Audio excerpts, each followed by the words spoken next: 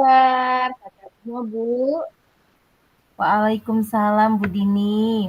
Iya, alhamdulillah baik dan sehat-sehat semua nih Bu. Alhamdulillah, Bu. Saya juga ikut senang mendengarnya. Tapi saya amati hari ini Ibu tidak kelihatan bersemangat loh dan tidak seceria biasanya. Kalau boleh tahu, kira-kira apakah ada masalah, Bu Gina? Itulah Bu Dini. Sebenarnya saya memang ada sedikit masalah. Namun saya bingung mau mengutarakannya kemana. Kira-kira apakah Bu Dini ada waktu? Mohon maaf loh Bu, jika seandainya saya mengganggu kesibukan Ibu. Insya Allah ada waktu, Bu Gina, dan jangan sungkan. Ibu tidak mengganggu kok. Alhamdulillah, terima kasih Bu sebelumnya. Jadi begini Bu, beberapa hari belakangan ini saya sering tidak nyaman, pikiran saya nggak bisa tenang. Jadi, apa yang bisa saya bantu untuk mengatasi ketidaknyamanan itu? Dan kira-kira apa yang Ibu harapkan dari hasil pembicaraan kita ini, Bu? Saya berharap akan mendapatkan ketenangan setelah saya bisa bercerita mengenai keluh kesah saya. Baik, kira-kira masih ada yang lain yang ingin Ibu dapatkan? Saya berharap akan mendapatkan solusi dari masalah saya ini, Bu. Iya, semoga kita nanti akan bisa mendapatkan pemecahannya ya, Bu. Jadi permasalahannya seperti apa, Bu? Silahkan diceritakan, Bu. Bu Dini ingat tidak? Beberapa hari yang lalu pengawas melakukan supervisi di kelas. Waktu supervisi itu saya mendapatkan teguran dari pengawas. Oh, insya Allah saya ingat. Tapi BTW bagaimana bisa, Bu? Lalu kira-kira apa yang membuat Bu Gina mendapatkan teguran tersebut? Kalau menurut saya sih sebenarnya masalahnya tidak serius sih, Bu. Oh, tidak serius. Tidak serius yang seperti apa, Bu? Itu Bu, Bapak pengawas mengkritik tentang kegiatan pembelajaran yang saya lakukan. Proses mengajar yang bagaimana, Bu? Apakah Ibu dinilai kurang bisa mengelola kelas dengan baik? Atau seperti apa? Sehingga sampai dikritik seperti itu. Jadi sepertinya beliau menganggap pembelajaran di kelas saya kemarin itu kurang inovatif. Oh, lalu bagaimana tanggapan Ibu terhadap respon dari pengawas tersebut? Saya sejujurnya menyampaikan kepada beliau bahwa selama ini ketika saya mengajar, saya menggunakan teknik yang seperti itu karena materi yang banyak, jadi saya lebih banyak ceramah agar materi cepat selesai. Namun, sepertinya beliau kurang berkenan. Oh, jadi masalahnya begitu. Kalau begitu, izinkan saya bertanya dulu. Selama ini, kira-kira apa saja yang Ibu lakukan di dalam kegiatan proses belajar mengajar? Seperti yang saya ceritakan tadi, Bu, saya menggunakan metode ceramah dan tanya jawab.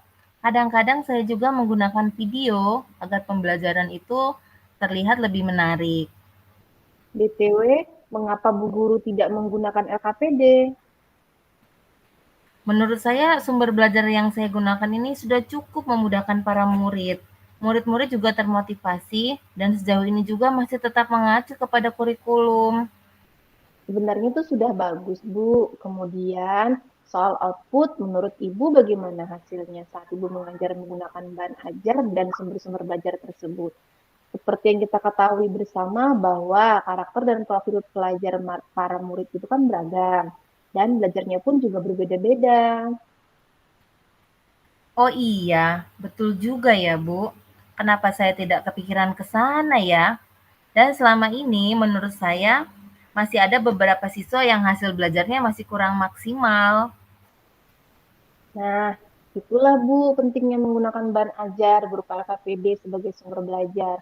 Mungkin harapan dari pengawas kemarin adalah seperti itu, supaya Ibu menggunakan bahan ajar LKPD agar siswa yang lebih aktif dalam menggali informasi. Saya pikir ada benarnya juga ya, Bu. Iya, jadi BTW setelah Ibu bercerita, sekarang bagaimana perasaannya? Iya, terima kasih Bu. Terus terang saya juga merasa agak nyaman. Akan tetapi ada yang masih mengganjal Bu. Suatu hal yang membuat saya merasa resah hingga kepikiran terus. Lalu, kira-kira apa yang membuat Ibu merasa masih sedikit resah selama ini? Sebetulnya yang membuat saya resah dan tidak nyaman itu karena Bapak pengawas menyampaikan hal ini kepada kepala sekolah kita. Saya takut nanti akan menjadi masalah di kemudian hari. Iya, jadi jika saya boleh menyimpulkan yang membuat Ibu merasa tidak nyaman adalah saat supervisi itu. Karena Ibu tidak menggunakan LKPD sebagai bahan ajar. Dan pengawas melihat siswa menjadi kurang aktif. Iya ya, Bu. Kira-kira jika saya menggunakan LKPD, apakah siswanya dapat mengerjakan LKPD tersebut dengan tepat waktu ya, Bu? Jadi, kalau menurut saya, untuk masalah ini, Ibu bisa mengalokasikan waktu dengan sebaik-baiknya dan disesuaikan dengan jumlah soal dan juga kemampuan siswa. Jangan lupa, siswa dibuat kelompok kecil agar mereka dapat berdiskusi bersama dan mengerjakan soal LKPD dengan efektif dan efisien. Setelah itu, baru diadakan diskusi antar kelompok. Jadi, siswanya tampak aktif. Benar juga ya, Bu. Karena selama ini saya tidak menggunakan LKPD, jadi agak ragu. Mudah-mudahan langkah pembelajaran ini dapat diterima siswa ya, Bu. Iya, Bu. Amin, amin, amin, ya Rabbal Alamin.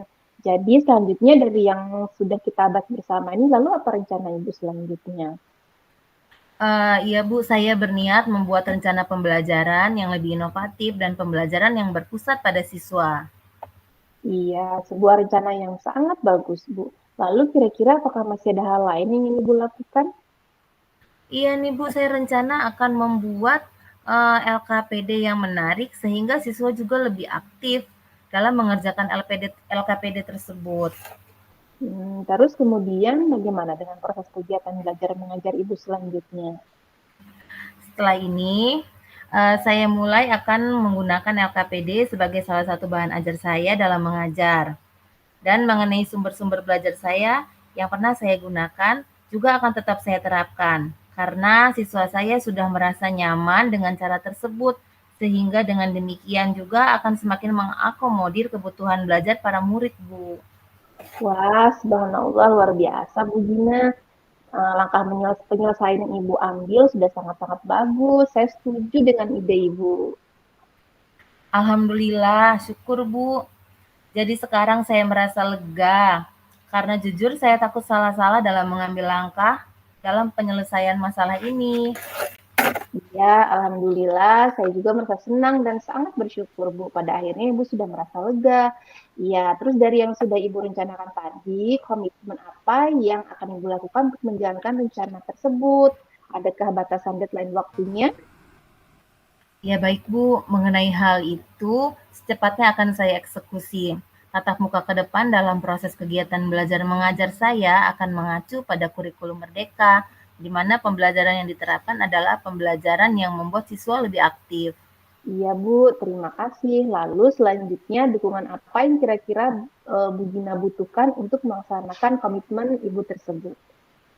Nah, terkait masalah ini juga yang masih dalam pikiran.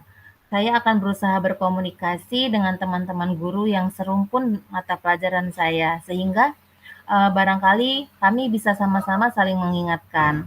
Wah, ini ide yang bagus sekali, Bu. Semoga semuanya dapat segera terselesaikan ya, Bu. Dan Ibu dapat kembali bekerja dengan suasana hati yang tenang dan juga nyaman. Iya, amin, amin ya robbal alamin, Bu. Dan terima kasih banyak atas waktu dan semuanya, baik saran maupun masukannya, sehingga sekarang saya merasa enakan dan lega.